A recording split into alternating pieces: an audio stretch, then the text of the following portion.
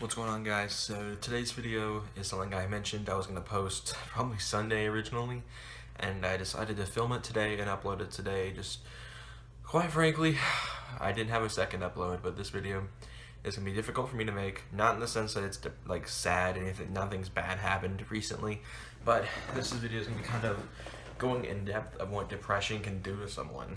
This is usually the type of videos I don't make. I don't like making videos where I talk about like sad, depressing topics. I usually kind of stick to my usual automotive stuff. I know a lot of you guys are new to this channel, and I thought this would be there's multiple reasons why I think this would be the perfect time to make this video, because one, I've got a ton of you now that probably barely know anything about me. I gained about 5 or 6 subscribers last night alone, and I feel like I need to introduce myself a little bit more to everybody that's new, not just those 5 people.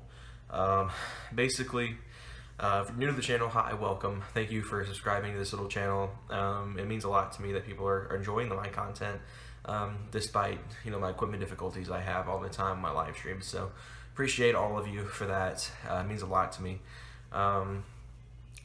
But for those of you who haven't been in the know with me for a long time, that like the new subscribers and even some older subscribers, I was diagnosed with depression in 2007, around the same time I was diagnosed with autism. So pretty lethal combo, if I think so, if I say so myself. Of course, it really didn't start hitting me until middle school. That's when I started to actually notice the depression. Of course, that was 2010 through, I believe, 2014, 2015, somewhere in there. And, quite frankly, it was rough. I had a hard time dealing with it. Mainly, it all started due to middle school rejections, middle school relationships. People jokingly asked me out, only to be quite frank and toy my emotions. Basically, back in middle school, I was kind of the punching bag of everybody's jokes back in middle school, which I'm not now. I have a lot of really good friends now that I never have to worry about it now. But back then, I was pretty much the prime target of everybody. So that's where depression really started for me, was in that middle school era, because everyone and their cousin made fun of me in middle school. So of course, I did have a really good group of friends. For those of you who didn't know, I met Michael, my good friend that I've done videos with for a very long time in 8th grade. I met Disturb 2.0, also known as Jake, in 6th grade. I met Kason, Jason 2430 in 6th grade. All those people, all those friends I had in middle school, I still talk to now, albeit not as often as it was then. And really, 6th grade, 7th grade, in that kind of time frame is where it all started. Where I started feeling the depression really hard. And it was rough. It was really rough to start, but until it kind of calmed until recently, and I'm about to go into depth in that. So starting off in around this time last year, I had been dating a girl for several years. I was happy enough with the relationship to stay with her for most of that time period. And then starting the 2016 prom, my junior prom, just kind of went downhill. I wanted to surprise the girl I was with at the time, because I'm the type where I'm not the most romantic person in the world. I don't take my girlfriends out on dates or anything like that all the time. In fact, a lot of them live too far from me, where I just don't drive out to visit them that often. And that's the case with my current girlfriend. Of course, when I do hang out with her, I give her my utmost attention. That's kind of my thing. I'm not like the typical boyfriend that hangs out with their girlfriend all the time, but doesn't give him 100% of their attention a lot of times. So, some people I've witnessed, they'll hang out with their girlfriends and they'll be on their phones, or they'll be goofing off. I'm the type where my phone gets put up when I'm with my girlfriend. I kind of just give her 100% attention. Now, I'm not saying that all teenage guys are going to be that way to you, but if you're a girl watching this, but that's kind of what I've witnessed throughout people close to me. And back to the original topic. We had been dating for 3 years, and I wanted to surprise her for junior prom, and she had a very absent father in her life, and I wanted her to be super happy. And so I invited him to come take pictures with us. And my mom told her mom at the time, I was about to say at the time, she's only got one mom. I mean, you can only have one mother, really, unless you count a stepmother. But anyway, this is kind of giving me flashbacks. My ex's mom at the time hated us for it, and my mom decided to take the blame for it, so I wouldn't have to deal with it. The woman in question, my ex's mother, began to talk horrendously about me to her friends, her family, my ex herself, just, bashing me for trying to surprise her, even though in all reality she was going after my mom because she didn't know that that was all my idea. It was me who wanted to do it. My mom took the blame for it because she knew exactly how my ex's mother was going to react. So prom came around and I had the worst experience. My ex refused to dance with me, and it kind of embarrassed me a little bit. And she apologized for it. I don't hold any sort of grudge against her for that. Sure, it may have ruined my prom experience a little bit, but I kind of got that kind of renewed in my senior prom with my current girlfriend. At that time, we weren't even dating then, so that's the best part about it. And it caused a lot of stress. It kind of pushed me to a breaking point after a while, how her family was treating me, and how, to be honest, I was being controlled. That's why I didn't start doing car meet videos until earlier this year, was because of that whole situation. And I lost friends because of that, of dating her, because I made one of the worst mistakes I could have made was giving into her requests. And I know that sounds kind of like a bad thing, but what I mean by that is she basically wanted her to be the only girl I ever spoke to. So I cut off a lot of the friends I had that were female. And eventually she did the same thing with my best friend at the time's now ex-girlfriend. She was a really nice girl to me, and I considered her a really good friend. And my girlfriend at the time became very just aggressive about it. She was very what's the word I'm looking for? Suspicious of my best friend's girlfriend at the time. And eventually it drove me to a breaking point where everything that I was told, all the stuff her mother said about me, all the stuff that she'd been pushing on me, I eventually reached a breaking point and I've dumped her. So what happened after that was just a whole mess of everything. Her family sent me death threats. I feared for my life for probably 3 months after me and her broke up, because now the death threats weren't mentioning me by name, but they were posted on Facebook. My brother had a screenshot of them where she was calling me out, and for those of you who didn't know, like I mentioned earlier in the video, I am minorly autistic. They were remarks made against my autism, and I was told to seek a mental asylum, basically.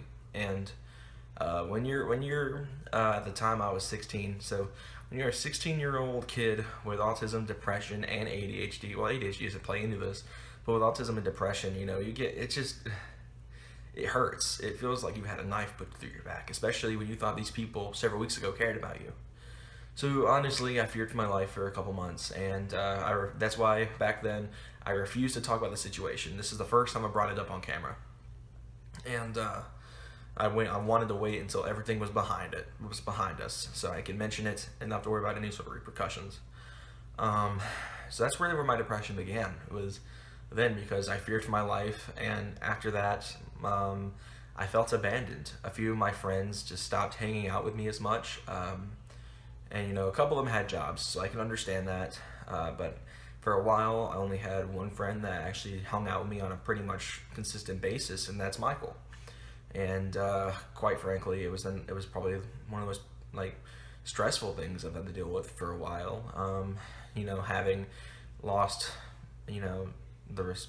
having had to deal with all of what I had to deal with at the time, and then my friends seemingly disappearing, which was my worst fear about graduating high school, was losing my friends, and that was kind of what happened. Of course, I still have a really good group of friends I still talk to on a daily basis, including some of the friends that I haven't hung out with since that whole predicament with my ex went down.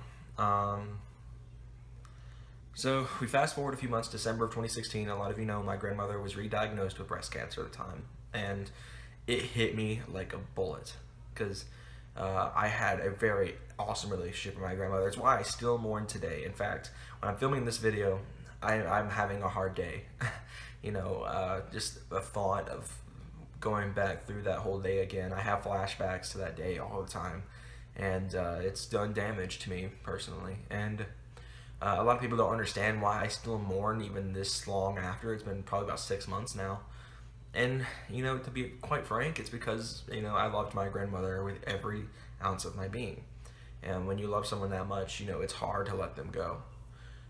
She did everything she could for me. Whenever she had the opportunity, we ran into a rough spot in our, like, my parents or anything like that, she would be the first to jump in the ring and help out. When I got my letter, when I played football, I got my letter in the 10th grade, even though I was supposed to get it in the 9th. The coach even acknowledged that. My grandmother paid the $450 something, I believe, to get my Letterman jacket made.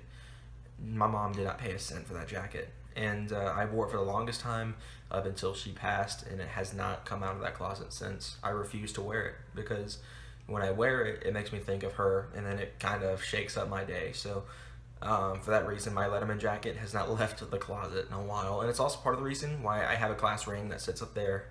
You got off camera, you guys can't see, and I haven't worn it in a while because every time I wear it, I think of her because she paid for part of that as well. You know, my grandmother did a lot of stuff for us. She had us over all the time. I just had the best relationship with my grandmother.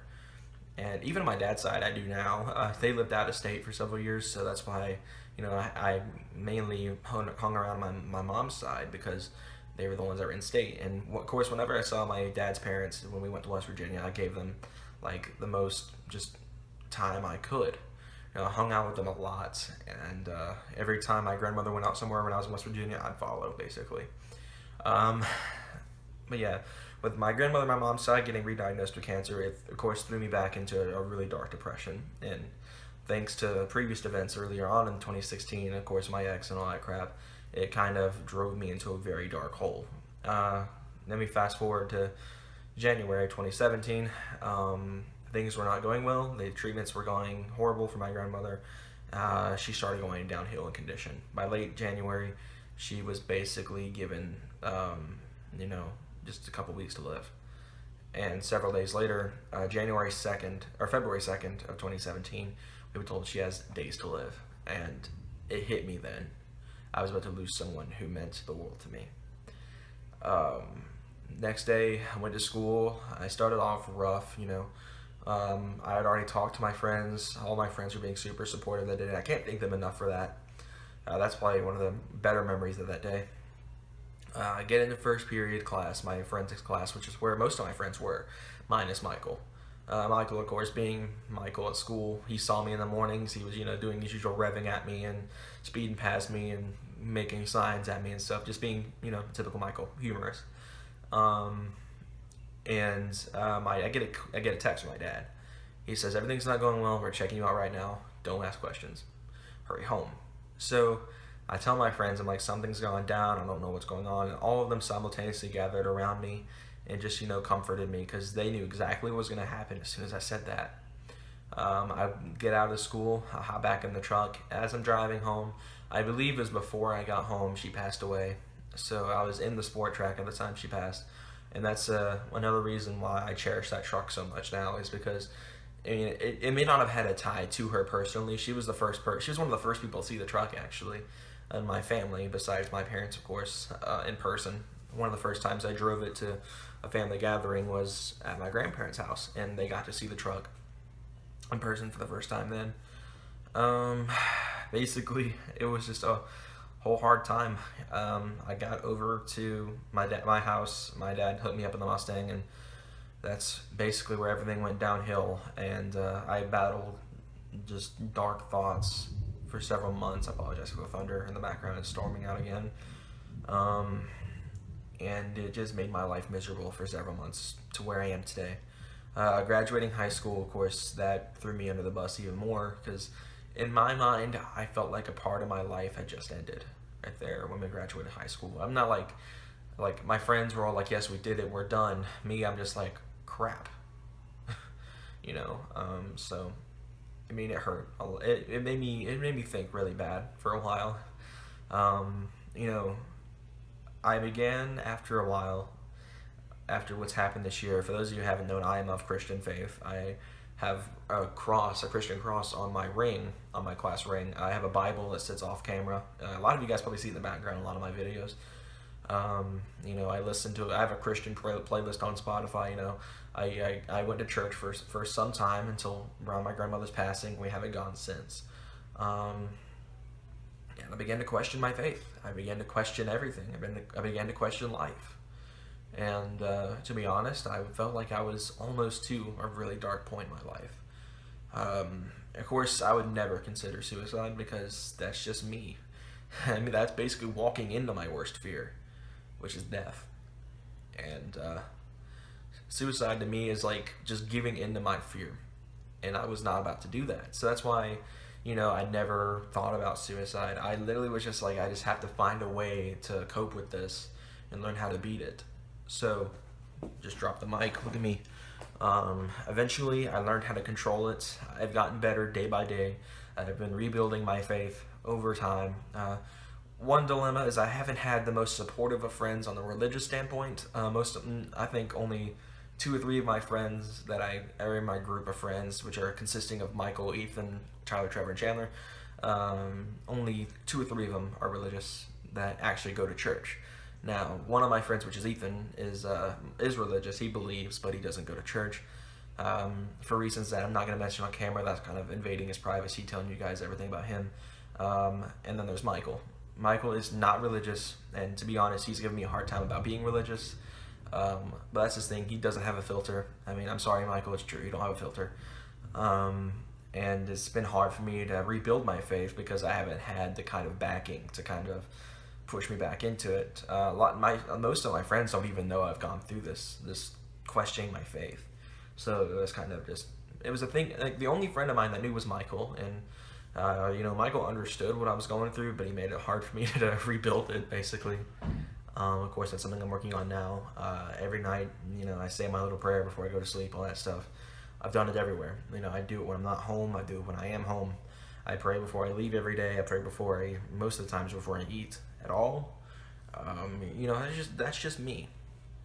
And yeah, I questioned my faith for a little while. I was like, is this legit? But I'm not going to get full in depth on religion. There's just a lot of things around me have happened that have kind of told me there is a higher power for me. I know a lot of you guys probably don't believe any of that, so this isn't a video to bash me, guys. I'm just saying that's just what I believe in. So I've been learning slowly how to cope with this, and basically depression can do damage to someone. That's the whole point of this video, is to give you my story, but to also show you what kind of damage has been done due to depression. I've been driven into a point where I've questioned my life, where I was like, why does life even exist if it just ends?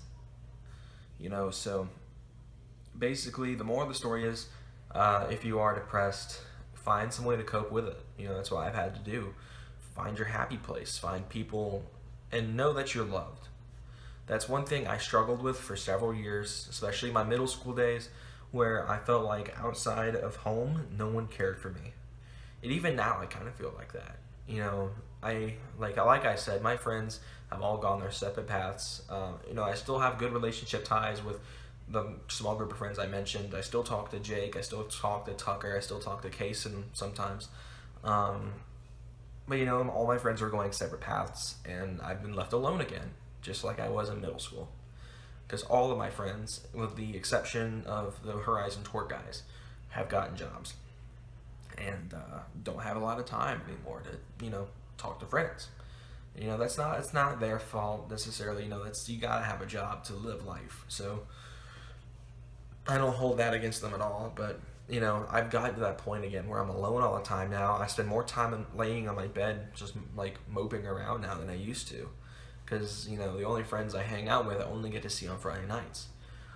So in all honesty, guys, tell people around you love them. That's all I gotta say.